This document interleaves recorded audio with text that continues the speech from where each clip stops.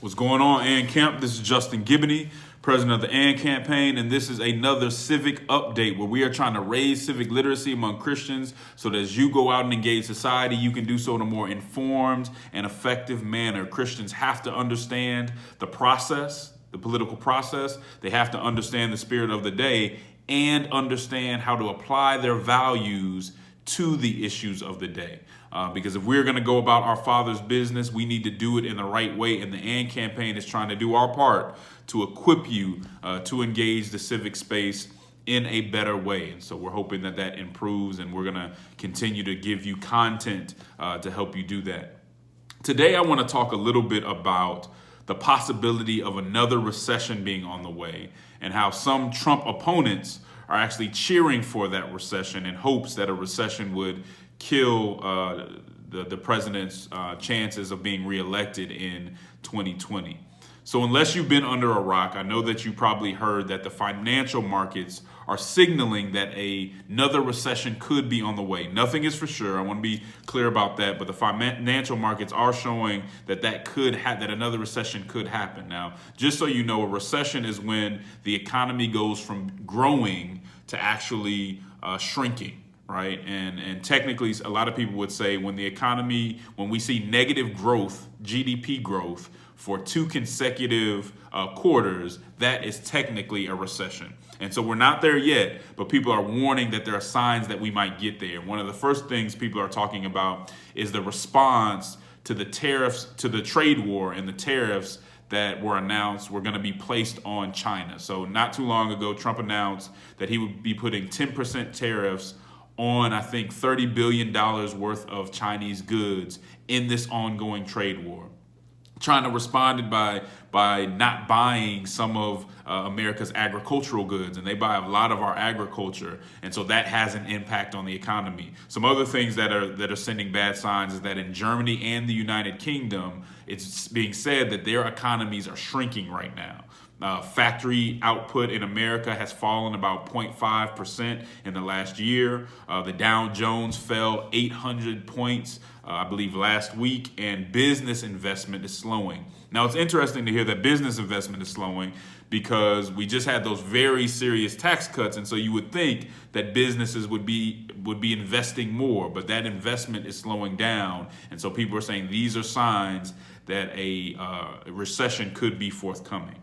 Now, many people, again, are blaming this on this trade war with China and saying this is unnecessary and it's going to hurt the world's economy, the global economy, and really that Trump is making a terrible mistake by continuing with this trade war. Trump said that it's not the trade war that's the problem. He actually pointed to the Federal Reserve. He said that the Federal Reserve is responsible for any signals that are being sent out that are negative right now because they haven't cut interest rates as deeply as they should have. Now, just so you know, the Federal Reserve basically controls America's central banking system. And so they decide when interest rates go up or down. And Trump's saying that they're responsible for what's going on. So interesting. I don't think anybody wants to see another recession. You would think that no one wants to see another recession. But actually, part of what I have to talk about today is that some of Trump's opponents are actually cheering on again this recession in hopes that it'll actually take Trump out of office. So some people are saying, hey, yeah, recessions are bad, but if that's what it takes to get Trump out of office, then it actually might be worth it.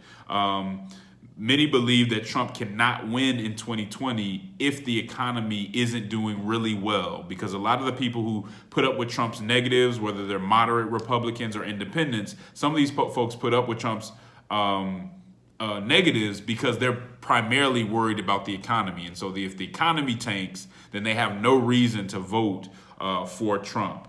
And so that's what some people are betting, that'll happen and that it may be worth it if it helps us get rid of Trump. In fact, I was watching this and Derek Thompson of The Atlantic wrote an article on it.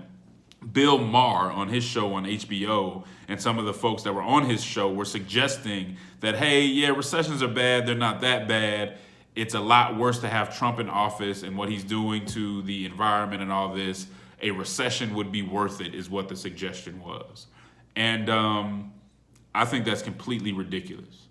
I think the only type of people that could say that a recession is worth it are people that are completely disconnected from your everyday American, are people who didn't feel the full impact of the 2008 recession. People who have no idea what Americans really went through, right? To them, it was theory. To them, they saw it on the news, but they have no idea what people really went through in this recession. That's the only way that somebody could say that a recession is worth it if it gets Trump out. Now, there's a lot of people, and I've had a lot to say about Trump myself, and it's not to say that we want him in there, but why would we want the American people to hurt just to get that done, right? I think that the goal out of all of these elections and all that stuff is for the American people to be doing well. So I don't think we should be wishing that on anything. And let's just talk about what happens in a recession and what happened in 2008. People lost their houses. You're talking about people who put their life savings and everything they had in the houses. The houses are gone. Suicide rates jump up when there's a recession. There was a report that the 2008 recession, there were about 10,000 suicides that could be connected to that recession. Families break up. We know that divorce and things like that go up when people aren't doing well financially. Drug abuse goes up. So you have more people abusing drugs. You have more stress. You have more depression. The idea that we would cheer on a recession at any time is completely ridiculous. And again, it shows how some of the people who say that they're speaking for Americans or speaking to Americans are completely disconnected from what Americans are going through. The issue that we have is that a lot of the folks that we see talking, even some of our representatives, unfortunately, are in what has been called the protected class. And what's up with the protected class is that the protected class is insulated from what happens in politics and what happens with the economy. I don't think anybody is completely untouched by a recession, but there are some people that are semi-recession proof. So there can be a recession, there can be bad laws, and they're insulated from this. And when you're insulated from it, it's easy for you to theorize and say, hey, a recession isn't so bad, we'll get through it. You're not the one dealing with folks losing their jobs, folks not being able to buy their kids' clothes, not being able to pay for their kids' lunch every day. You're not going through that. And so to be able to step back and say, recession isn't so bad, we'll deal with it if it means getting out the person out of office that I don't like, it's selfish. It shows that, our politics right now is really all about confrontation. It's about hurting the other side. And what people are saying who are supporting this are saying, if this recession hurts the other side, it's okay if it hurts the American people too.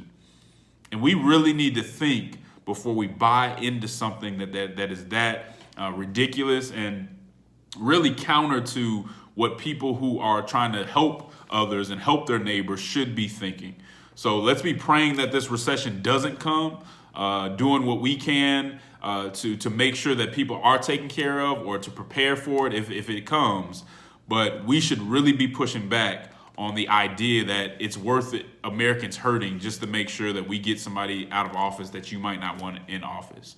Thank you for joining me for another civic update. I hope you learned something about what's going on and about recessions and the Federal Reserve. If you want more information like this, we do a podcast called the Church Politics Podcast. I do with Michael Ware every week, where you can learn even more in depth about what's going on in America and beyond. Thanks for joining me, and keep your convictions, keep your compassion, and keep being Christian first and foremost in the public square. God bless you.